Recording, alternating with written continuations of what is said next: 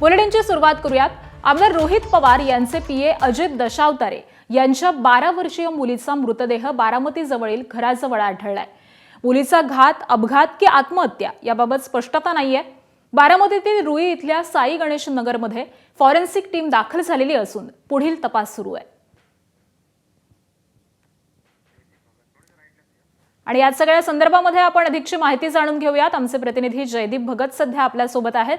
जयदीप, आमदार रोहित पवार यांचे पीए अजित दशावतारे यांच्या मुलीचा मृतदेह आढळून आलेला आहे। नेमकी काय घटना घडली आहे आणि मृत्यू कशामुळे?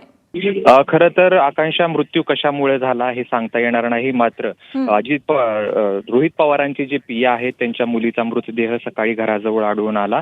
त्याच्यामध्ये घात आहे, घातपात आहे की अपघात आहे हे मात्र अद्यापपर्यंत समजू शकले नाही। दुसरीकडे काल रात्री जी माहिती मिळते प्राथमिक, ती आईची आणि मुलाशी काहीतरी थोडंसं भांडण झालं, किरकोळ वाद झाला आणि त्यानंतर मुलीनं जे आहे ते घर सोडलं। त्यानंतर जे पीए आहेत रोहित पवारांचे, त्यांनी पोलीस ठाण्यामध्ये मिसिंगची कंप्लेंट दाखल केली आणि आज सकाळी जे आहे तिचा मृतदेह जो आहे तो घराच्या शेजारी, म्हणजे ज्या अपार्टमेंटमध्ये राहतात त्याच्या शेजारी आढळून आलेला आहे।